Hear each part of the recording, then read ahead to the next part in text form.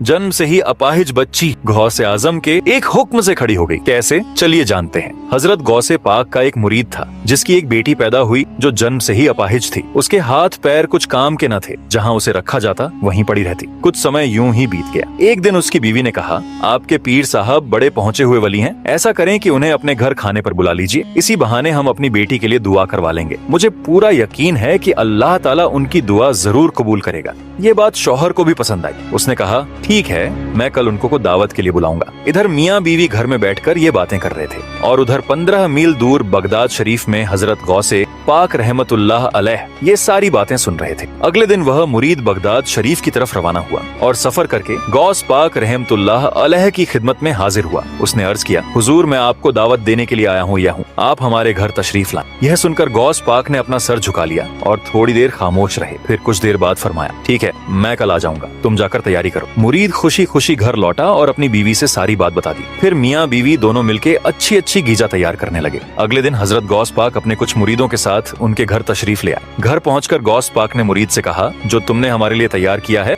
वो लाओ, हम खाना खाकर फिर वापस निकलेंगे। इस पर मुरीद ने क्या किया, अपनी माजूर बेटी को उठाकर गौसे पाक रहमतुल्लाह अलैह के सामने रख दिया। जब आपने उसे देखा तो पूछा, यह क्या है? मुरीद ने बहुत आजी के साथ कहा, हुजूर, ये मेरी बेटी है जो जन्म से ही माजूर है। आप या तो इसके लिए दुआ कर दें कि यह ठीक हो जाए या फिर ये मर जाए। यह सुनकर गौसे पाक रहमतुल्लाह अलैह अल्लाह की बारगाह में दुआ की। फिर आपने उस बच्ची से कहा, कुंबी जनिल्लाह, यानी अल्लाह के हुक्म से उठ जा। इतना कहना था कि वह बच्ची तुरंत खड़ी हो गई। मियाँ बीवी दोनों अपने बच्ची को चलता फिरता देखकर बहुत खुश हुए। फिर मुरीद ने कहा, हुजूर, एक बात बताइए, जब मैं आपको दावत देने गया था तो आपने थोड़ी देर खामोशी अख्तियार की थी, उसका राज क्या राज था? इस पर गौसे आजम रहमतुल्लाह अलैह मुस्कुराते हुए फरमाए, जब तुम दोनों अपने घर में बैठकर मुझे बुलाने की बातें कर रहे थे तो मैं यहाँ बगदाद में बैठकर वो सारी बातें सुन रहा था और मुझे ये भी पता था कि तुम मुझे किस मकसद से मुझे बुलाना चाहते हो। इसीलिए मैंने अल्लाह की बारगाह में खामोश होकर अर्ज की, या अल्लाह, अगर तूने इस बच्ची की शिफा मेरे हाथों में रखी है तो मैं इसकी दावत कबूल करूंगा, और अगर नहीं रखी तो मैं इनकार कर दूंगा। तब अल्लाह ताला ने फरमाया, बेशक मैं हर चीज पर कादिर हूँ और तू मेरा अब्दुल कादिर है। सुभान अल्लाह। दोस्तों, अगर आप भी गौसे आजम के सच्चे दीवाने हैं और ये वाकया आपके दिलों को छू गई तो दिल से लिखिए सुभान अल्लाह और लाइक सब्सक्राइब जरूर करें।